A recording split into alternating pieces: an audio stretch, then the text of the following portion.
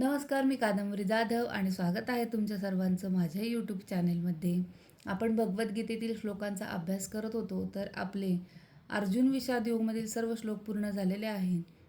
सांख्ययोगमधील 23 श्लोक पूर्ण झालेले आहेत. आज आपण पाहणार आहोत 24वा श्लोक. तर सुरू करूयात राधे राधे म्हणून. अच्छेद्यः अयम अदाह्यः अयम अक्लेद्यः अशोषः एव च नित्याः सर्वगतः स्थाणुः अचलः अयम सनातनः. म्हणजेच हा आत्मा अविद्राव्य तथा न तुटणारा आहे आणि त्याला सुकवणे किंवा जाळणे शक्य नाही. हा नित्य, सर्वव्यापी, अपरिवर्तनीय, निश्चल आणि शाश्वत आहे. आता हे तर आपण मागच्या श्लोकांमध्ये वाचलंच आहे, याचा अभ्यास केलेलाच आहे. पण इथे सर्वगत हा शब्द आला आणि पुन्हा नवीन माहिती देऊन गेला. सर्वगत म्हणजे सर्वव्यापी. भगवंतांच्या संपूर्ण सृष्टीमध्ये जीवात्मा आहेत, ही गोष्ट निसंशय आहे. ते भूमीवर, पाण्यामध्ये, वातावरणामध्ये, पृथ्वीच्या पोटात, अग्नीमध्येही असतात. अग्नीमध्येही जीवात्म्यांचे निर्जीवीकरण होते. हा सिद्धांत मान्य करता येत नाही.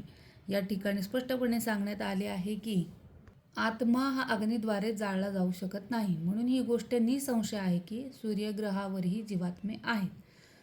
मग आता जसं सूर्यग्रहावर जीवात्मे राहतात तर तो झाला सूर्यलोक. आपण जमिनीवर राहतो म्हणजे हा झाला भूलोक, पृथ्वीलोक. तर थोडी जिज्ञासा म्हणून या लोकांबद्दल मी थोडी माहिती घेण्याचा विचार केला आणि त्याच्याबद्दल थोडासा अभ्यास केल्यावर मला असं समजलं की उच्च चेतनेचे 7 लोक आहेत आणि अधोगती चेतनेचे पण 7 लोक आहेत. तर उच्च चेतनेचे लोक आपण पहिले पाहू. तो पहिला आहे भूलोक. आपण राहतो ती पृथ्वी. इथे कर्म, निवड आणि जबाबदारी आहे. हीच येथील खरी परीक्षा. आणि इथे स्वर्गही घडतो आणि इथेच नरकही घडतो. दुसरा आहे भुवरलोक. प्राण, सूक्ष्म शक्तींचा स्तर. आपल्या विचारांची जी ऊर्जा असते ती हा स्तर किंवा वातावरण घडवते. स्वर्गलोक तिसरा. इंद्रलोक. स्वर्गलोक म्हणजेच इंद्रलोक. देवांचा आनंद, पुण्यफळांचा उपभोग, चांगल्या कर्माचे तात्पुरतेच का होईना पण सुख मिळते. चौथा आहे महरलोक.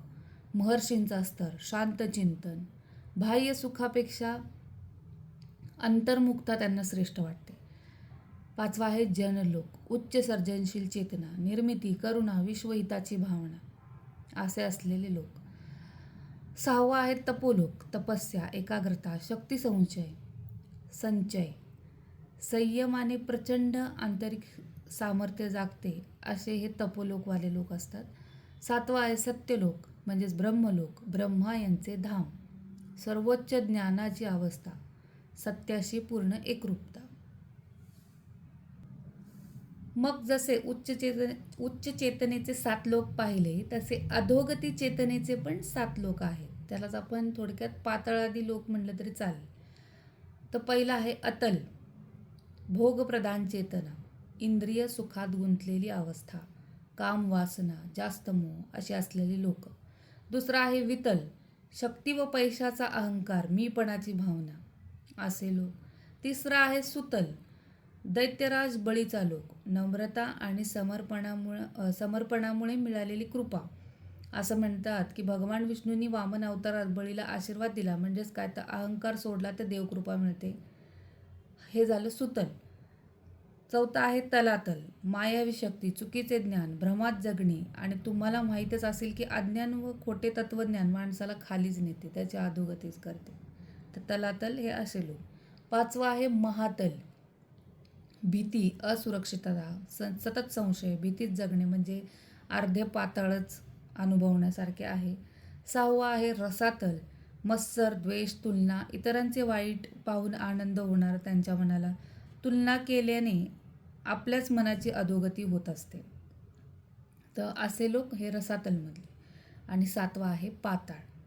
पूर्ण अंधकार, आत्म्याची ओळख विसरणे, अज्ञान, पूर्ण भौतिक आसक्ती, मी फक्त एक शरीर आहे हे मानूनच जगणे असे हे पाताळादी लोक.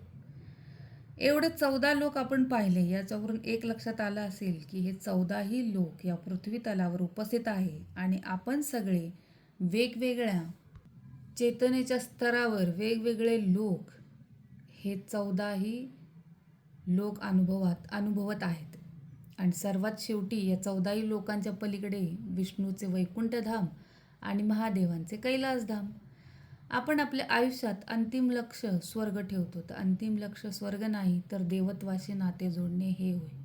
आणि आपल्या या मानवजातीत बरेचसे लोक वयाच्या शेवटच्या किंवा उतरत्या टप्प्यात म्हणा धार्मिक कार्यांकडे आपोआपच वळताना दिसतात.